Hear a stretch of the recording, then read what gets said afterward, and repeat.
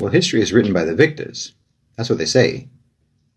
History is written by the victors. And that means that whatever history you're reading now, whatever history you have been reading, that's by the West or by Westerners, Western historians, the entire Western narrative of history is a rough draft of history that will not proceed to publication in the end. History, the history of the world, the history of the West, the history of even the time that we're living in now, and what came before now and what will follow after now is ultimately going to be written by the Muslims. The Muslim narrative is going to be the final draft of history, because we know at the core of our beings, we know with to the bone certainty that the final victory will be for Islam. The ultimate victors will be the Muslims. You know it too, but you just can't admit it.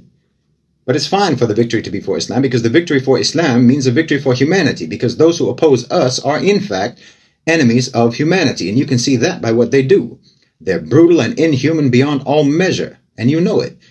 They lie, they manipulate, they deceive, they undermine and corrupt the morality even in their own societies. You know that they're the enemies of humanity. You can see that if you just think about it objectively for 5 minutes. They're trying to enslave all of us.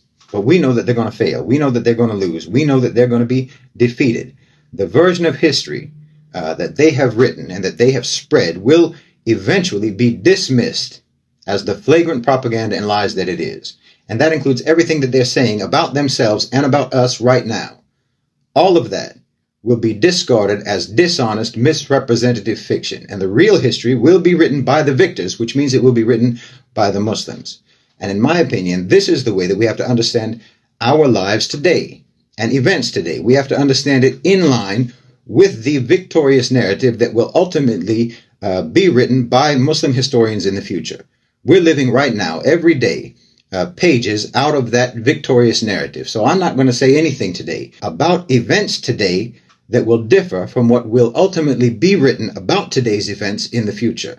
I'm not going to be fooled by the fictitious narrative of the West, the narrative that will not survive the test of time, the narrative that will be thrown out by later historians as a distortion and as propagandistic misrepresentation of reality, the narrative that pushes the idea of Muslim defeat, Muslim failure, Muslim weakness, Muslim corruption, and so on. All of the things that the West wants to believe about us and wants us to believe about ourselves. I'm looking at the present day through the eyes of the history that will be written that tells the story of Muslim victory. And anyone who looks at the world today in any other way or through any other lens, in my opinion, that person has allowed himself or herself to be duped into believing that the enemies of humanity are victorious or that they will be victorious, when the truth of the matter is that they're doomed. Look, as someone who does political analysis, the only credentials that matter to me are having a track record of accuracy in your forecasts, in your predictions. And there has been no predictions that are more accurate than what you can find in the Qur'an and Sunnah.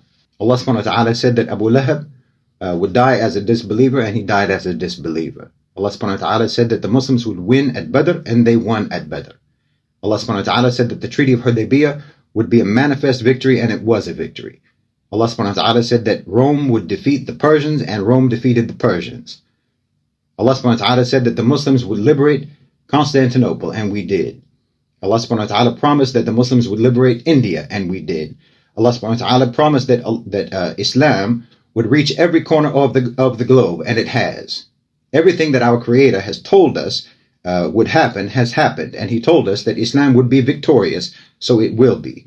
And it doesn't make any sense to believe in any narrative that does not take that as a given, and that doesn't interpret every day of our lives and every situation that we face as part of that story that leads to the ultimate victory of Islam, because that is the reality. And if you don't factor that into your analysis, then your analysis is always going to be wrong.